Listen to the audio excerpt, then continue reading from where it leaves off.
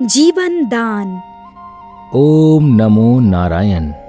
ओम नमो नारायण। ओम नमो नारायण। दर्पण अग्निहोत्री की शुरुआत ही नारायण के नाम से होती थी। वो श्री हरि का सच्चा भक्त था। दर्पण अग्निहोत्री के पास सब कुछ था, व्यापार, बंगला, गाड़ियाँ, सब कुछ। बस एक चीज की कमी थी।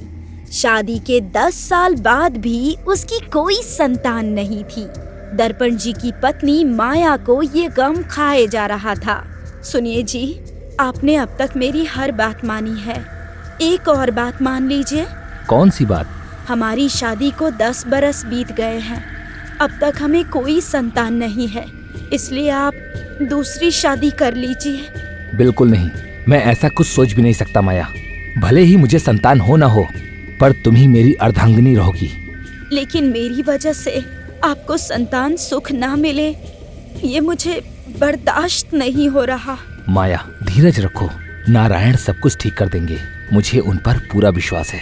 तुम भी रखो, हमें संतान अवश्य होगी। पर कब? ये तो भगवान की मर्जी। बस उनसे अपनी इच्छा मांग सकते हैं माया। और इसीलिए कल हम दोनों पद्मनाभ स्वामी मंदिर जाएंगे। मुझे यकीन है मेरे श्री हरि मेरी जरूर सुनेंगे। दर्पण अग्निहोत्री एक बहुत ही अच्छा इंसान था। वो दान धर्म का काम करता रहता था, कभी किसी मंदिर में दान तो कभी किसी गरीब की मदद। दर्पण अग्निहोत्री अपनी पत्नी माया के साथ पद्मनाभ स्वामी मंदिर पहुंचा। हे स्वामी, मेरी झोली में संतान सुख दे दे। मेरी झोली में संतान सुख दे दीजिए। प्रभु, आज तक आपने जो मुझे दिया मैंने वो सब स्वीकार किया। बस एक बार आपसे निवेदन है कि आप मेरी झोली में संतान डाल दीजिए। मैं माया की ऐसी अवस्था नहीं देख सकता प्रभु, नहीं देख सकता। माया और दर्पण रो रो कर प्रभु से प्रार्थना कर रहे थे और उनकी ये पुकार विष्णु जी और माता लक्ष्मी के कानों तक पहुंच गई। स्वामी, दर्पण ने आपकी जिंदगी भर भक्ति की है, आप अपने भक्त को उसकी भक्ति का फल नहीं देंगे? देवी, मैं जानता हूँ दर्पण को संतान सुख चाहिए, पर विधि का विधान यही है कि दर्पण को होने वाले पुत्र की अकाल मृत्यु हो जाएगी। उसके 17वें वर्ष में ही वो मर जाएगा। ऐसा क्यों प्रभु? क्योंकि दर्पण को जो पुत्र होगा ये उसके पिछले जन्मों के कर्म है देवी। पिछले जन्म में वो एक लुटेरा था, धामू।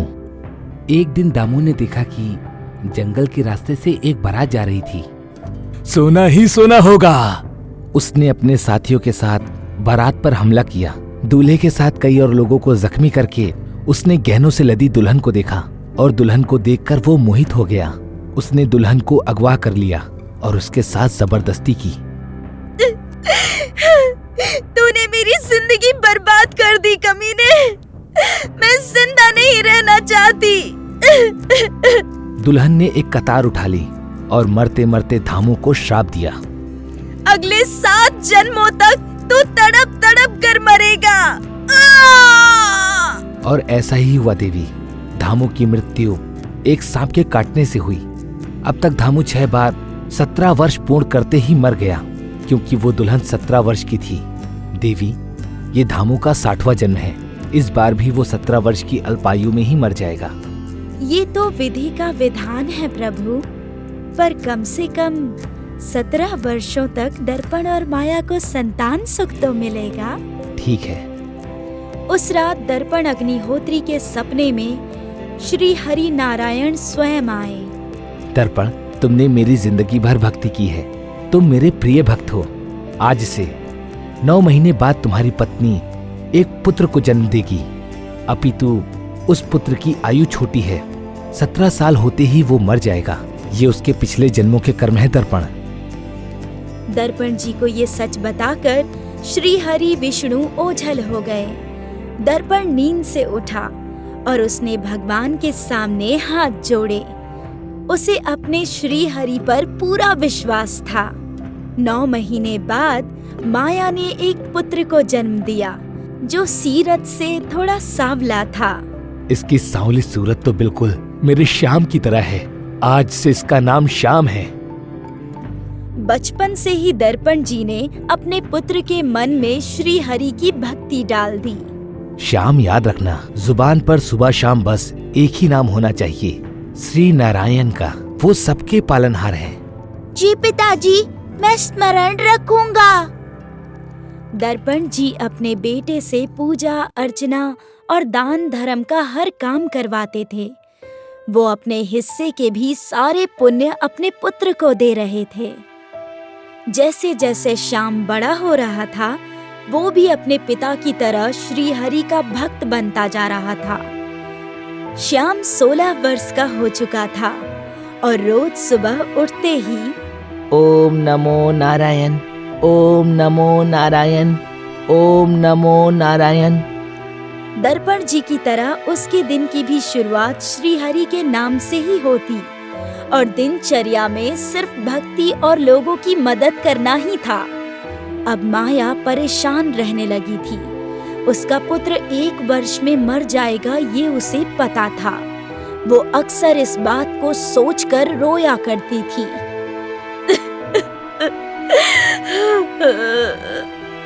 प्रभु, मेरे श्याम को जीवन दान दे दीजिए।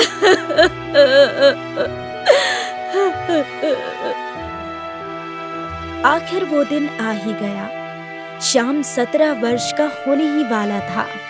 माया और दर्पण दोनों बहुत परेशान थे। घर में एक यज्ञ आयोजित था।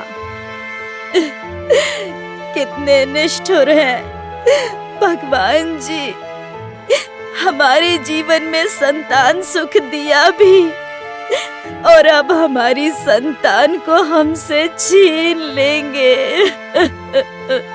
माया, मुझे श्री हरि पर विश्वास है, वो हमेशा हमारा भला ही करेंगे। बस उसी वक्त यज्ञ में बैठा श्याम मूर्छित हो गया। दर्पण और माया घबरा गए और जोर जोर से रोने लगे। ये सुनकर श्री हरि विष्णु जी भी व्याकुल हो गए। प्रभु, श्याम ने अपने इस जीवन में बस आपकी भक्ति की है।